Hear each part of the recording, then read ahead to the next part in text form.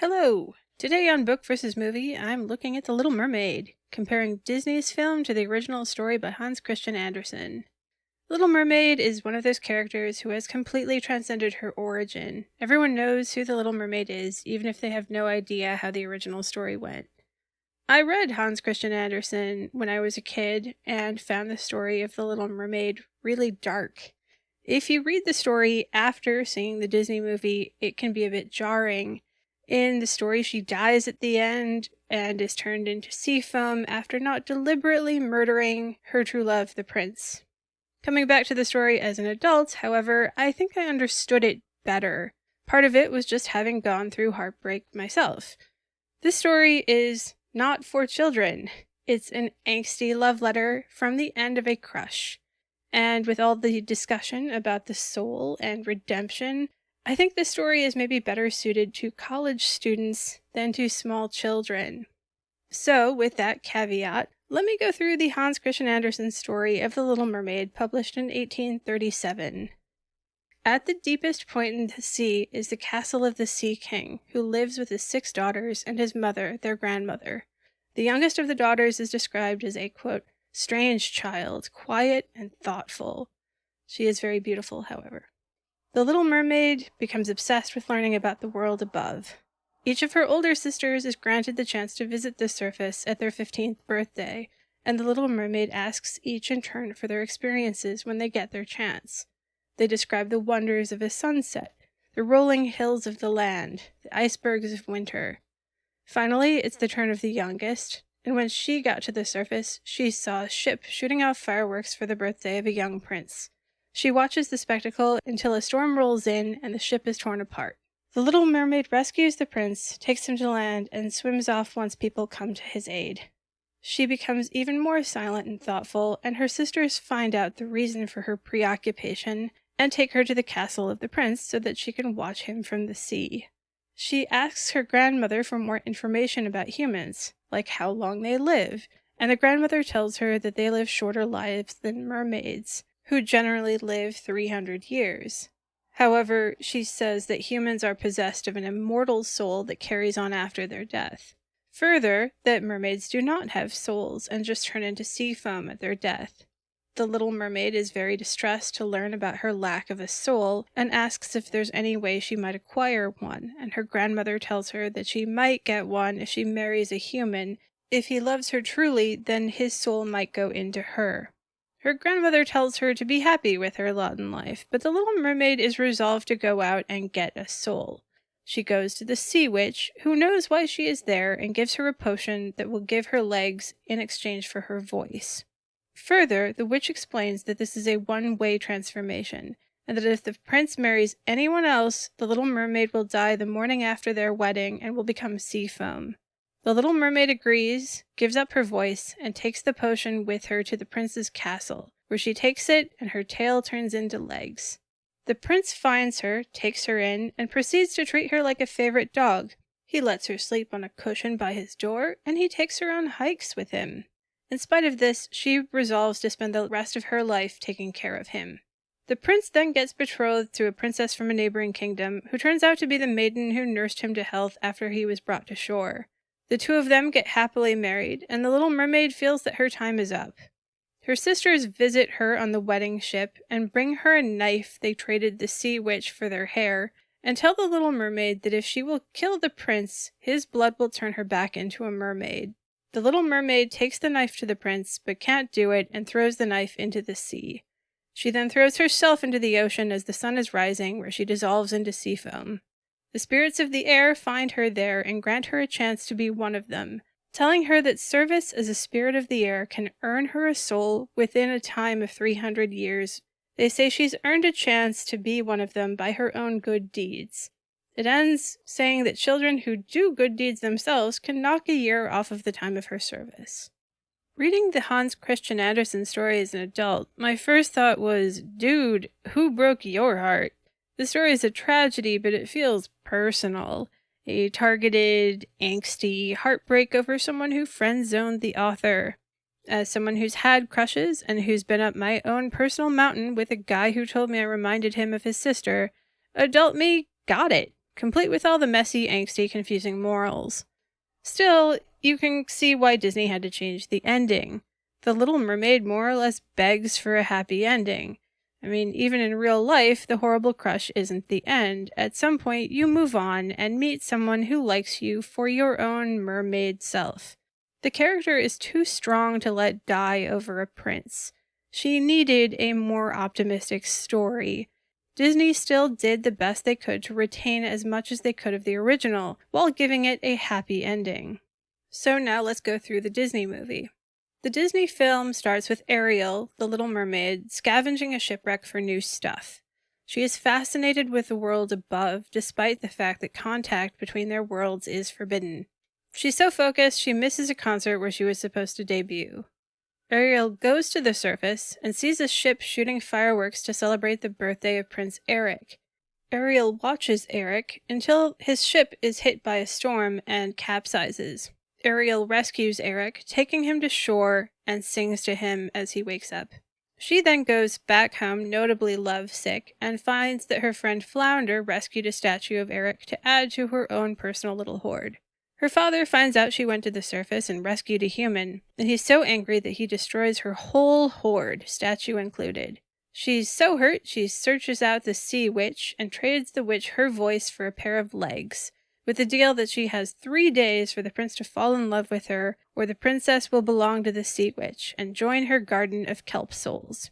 Ariel goes to the prince, they have a nice time, everyone tries to get him to kiss her, but he is resolved to find the girl who saved him from the wreck and sang to him, which can't be Ariel because she has no voice. The witch worries that Ariel's doing too well, and transforms herself into a human, giving herself Ariel's voice. She puts the prince under a spell, and he agrees to marry the witch that day. They all go off on the wedding boat, but Ariel's seagull friend Scuttle learns the truth about the witch and exposes the plot, but not before Ariel's time is up. Ariel's father, Triton, finds he can't undo the binding contract with the witch, and gives himself up in Ariel's stead. The sea witch agrees, and takes up the trident and crown as ruler of the sea. She grows enormous and has a good moment of evildoer laughter before the prince rams into her with the prow of a shipwrecked vessel she had stirred up from the bottom. The evil witch dies, Triton regains his trident and crown, and Ariel goes back to being a mermaid. Seeing how sad she is, Triton grants Ariel legs, and she goes back to the prince, and they marry and live happily ever after. The movie gives Ariel her prince, letting her finally have a happy ending. I was actually really impressed at how much of the original story Disney managed to salvage for their movie. They used everything from the story that they could. Ariel's grotto of dinkelhoppers came directly from a description of how her sisters in the story were delighted with the wonderful things which they obtained from the wrecks of vessels. She, however, cared for nothing but her pretty red flowers like the sun, excepting a beautiful marble statue. It was the representation of a handsome boy carved out of pure white stone, which had fallen to the bottom of the sea from a wreck. She planted by the statue a rose-colored weeping willow. It grew splendidly, and very soon its fresh branches hung over the statue, almost down to the blue sands.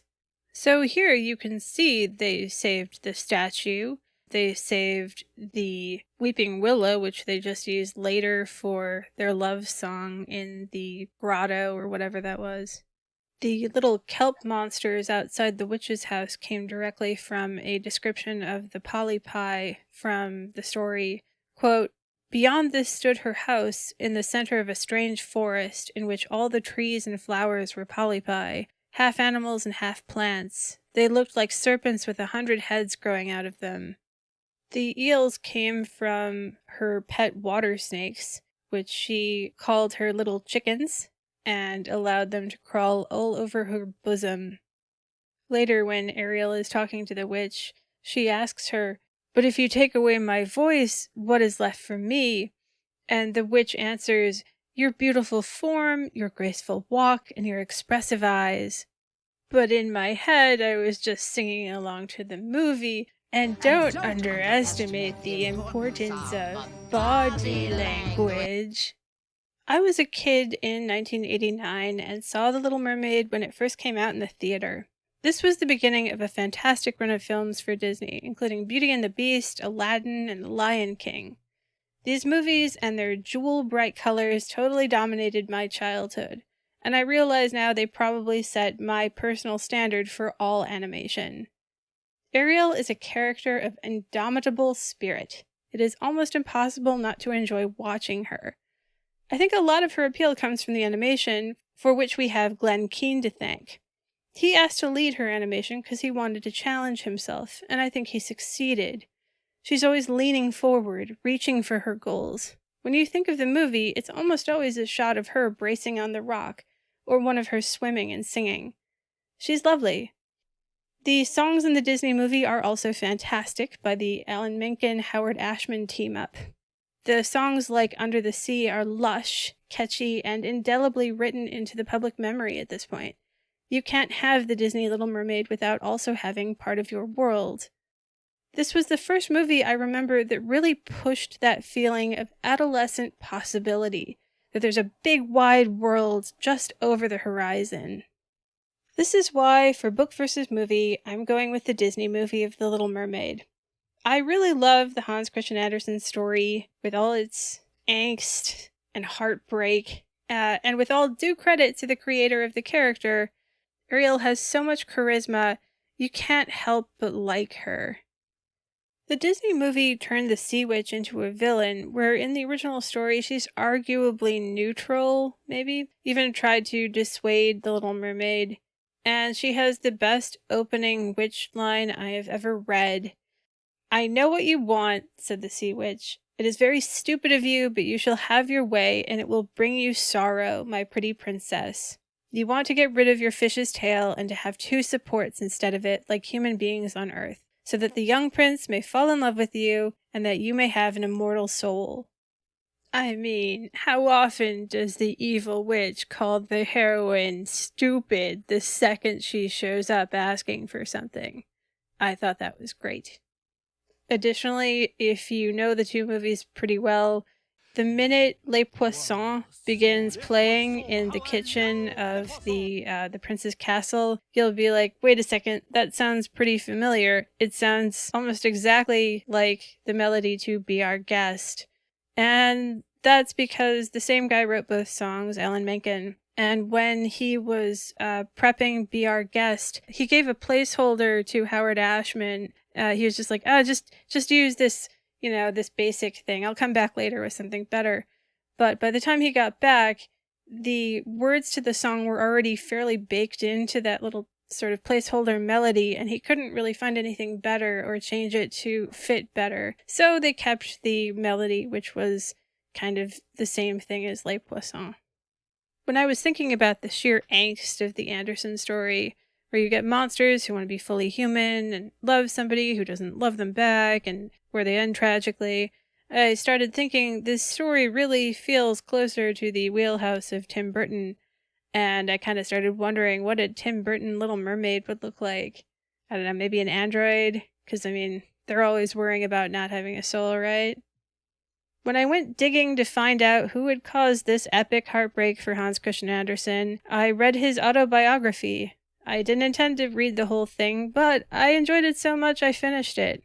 Andersen wrote everything: poetry, plays, travelogues, novels. Stories for Children was just another gig, but it proved to be his meal ticket into the homes of royalty. He visited kings, queens, princes. He even had a dinner with the emperor and empress. He also knew a lot of writers of his day. There are these great descriptions of him meeting with Alexandre Dumas and Victor Hugo in France. He was also acquaintances with musicians like Mendelssohn and Liszt, and he was good friends with Jenny Lind, for whom he wrote The Emperor and the Nightingale. You get a pretty strong hint early in the autobiography that Hans Christian Andersen sounds pretty gay. By the third time he describes making costumes for his dolls, it's hard not to wonder. Then he goes off to the big city and joins the theater, and it feels pretty clear. Still, he never says anything direct and doesn't drop any hints about the identity of his prince in his autobiography. However, according to the internet, the heartbreak in The Little Mermaid was from Edvard Collins, son of Andersen's benefactor and father figure. Andersen mentions Edvard in the autobiography as just a close friend, but letters between them were a little bit saltier. Edvard later said he couldn't return Andersen's feelings, and just before Andersen wrote The Little Mermaid, Edvard had gotten married to a woman. I'm not sure if Andersen meant The Little Mermaid as gay allegory, and it really doesn't change the story either way. Andersen was great at layering meaning into a story. He liked writing stories that children could read on surface levels and adults could read at a deeper level. He was really good at layering meanings subtly, letting the stories have different meanings if you turned them one way or another.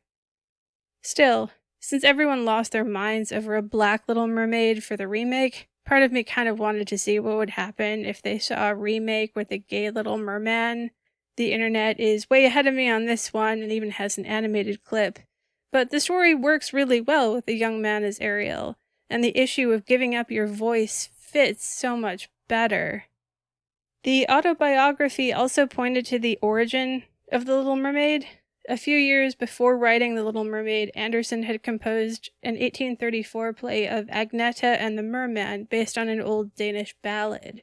If you've ever asked the question, what would it be like if The Little Mermaid was reversed, the original saga of Agneta and the Merman answers this. It was a ballad that tells the story of a pretty girl who is won over by a handsome merman who takes her down to his kingdom beneath the sea. In the story, Agneta has 7 children and then leaves her mer family when she hears the distant sound of church bells one day and goes back to the land and to the church. When the merman follows her, telling her that the children miss her, even the statues of the saints in the church look away from him, and she refuses to go back, and he goes back to his mer family all alone. Andersen had high hopes for his play of Agneta, but it was unfortunately met with indifference the first time it showed in his hometown of Copenhagen. However, you can kind of see the bones of the story of The Little Mermaid here.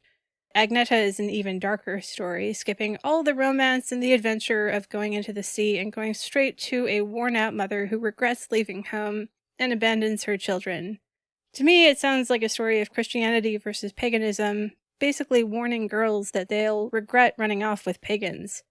It's something to say that The Little Mermaid was possibly a lighter, less tragic story. The idea that a mermaid could acquire a soul through marriage came from the story of Undine by Frédéric de la Motte Fouquet. Andersen was very critical of this idea that someone could just get a soul through marriage. Andersen wrote in a letter to a friend, "I have not, like de la Motte Fouquet in Undine, let the mermaid's gaining an immortal soul depend on a stranger, on the love of another person. It is definitely the wrong thing to do.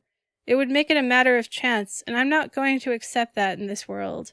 I have let my mermaid take a more natural, divine path."